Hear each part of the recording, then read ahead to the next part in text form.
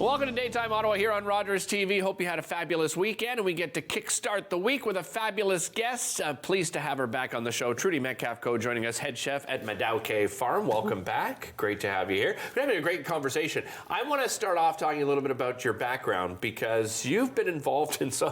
First of all, she's got 3 jobs on the go, but I want to talk about your love of cooking. Where did that come from, Trudy?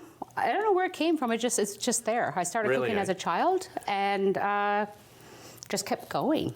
Part of it was growing up in northern Newfoundland, not liking to be outside, doing the hard manual labor, fetching wood, cleaning snow. Yeah. So I chose to stay inside and cook for my siblings. What are some of those traditional dishes that you grew up with? Well, growing up in northern Newfoundland, there was more tradition of the Newfoundland cuisine. Okay. So, you know, lots to do with codfish. Of course. And we didn't have a lot of money, so also on a budget, right? So a lot of beans and stuff like that, which to this day, there's some beans where I really, really hate, but I cook with them. I'm learning to like them. I understand. But I do cook with them. But a lot of codfish growing up. Nice. And that was one of my favorite things to do, was going down into the gut box and after the fishermen threw everything away, getting the tongues and the britches. And every once in a while, they'd give me a whole fish. Awesome. Still, and I go fishing in Newfoundland in the summertime to bring my winter supply home. Excellent, excellent. Yeah. So what brought you to the farm? I think it was in 2017 or 2018. They reached out to me when they were still doing everything over at Vincent Massey Park during the summer solstice. Right. And there was a chef's event, and they reached out to me to be the Inuit component because they have other First Nations Métis chefs, and I was the Inuit component. And I've been doing things with them ever since. And then late last year, they brought me on as their head chef on a part-time basis. They made a smart choice.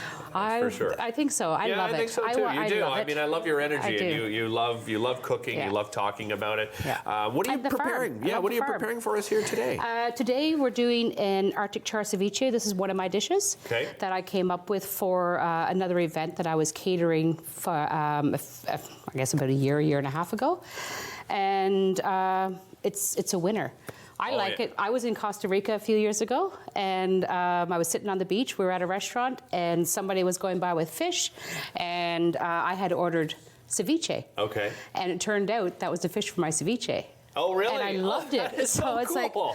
And I'd never had ceviche before. Right. So I was like, I'm going to make ceviche, but I'm going to do it with Arctic Char. Nice. So for those that have never tried Arctic Char before, how would you describe it? I would suggest it's probably in between a trout and a salmon. Yeah.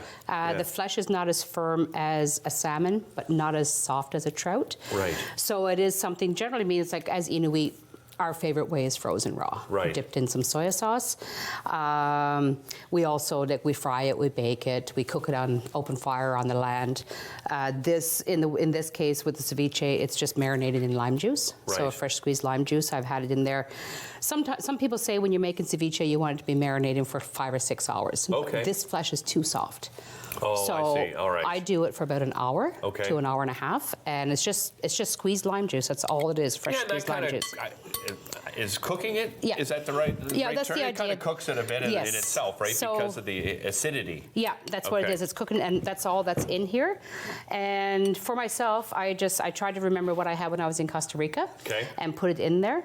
And I also looked up a bunch of recipes on the internet, and I was like, oh yeah, well that sounds good. No, I don't think I want to do that. Right. So I just kind of picked and chose what I wanted to do.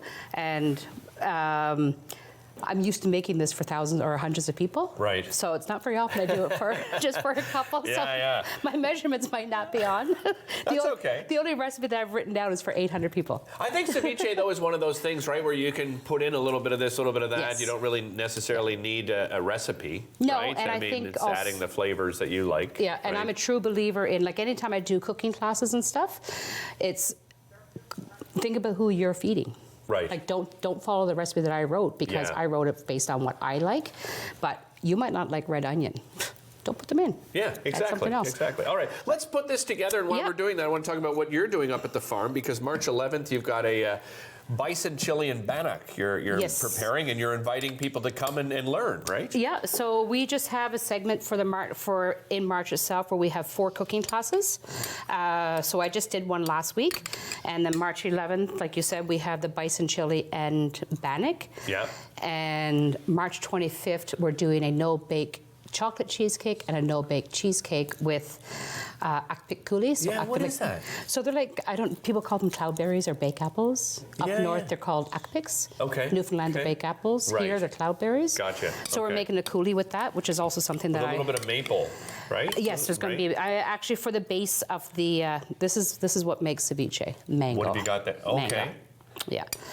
It's that taste of summer. And where would you get that? Oh, I got this at a grocery store. Yeah, just anywhere. Gotcha. Yeah. Okay. Yeah. There's no point in like creating dishes where people can't get ingredients. So everything like this, like char, you can get char in some like stores around town. Right. But if you can't get char, use salmon or trout. Yeah. Right? Yeah. Exactly. I've seen people do shrimp too with ceviche, tuna. Yeah. Any fish. So you've added your onion there. Yeah, not very much. I'm not a red onion fan. You're not a big red onion fan? These are jalapenos, I'm afraid. I love jalapeno. But you removed the seed, probably. I did. Okay. So it's not going to be hot then, right? Yeah, exactly. So I'm okay with that. I just want it for the color. I'm always afraid to taste them because I don't do well with heat. Oh, really? Not at all.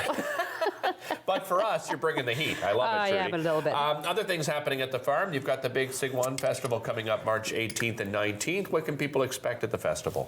So at the festival, we have quite a few things. We'll have the powwows, of course. I'm just going to list these things. So we have cumin, a smoked paprika, and instead of adding celery, I do celery seed. Okay.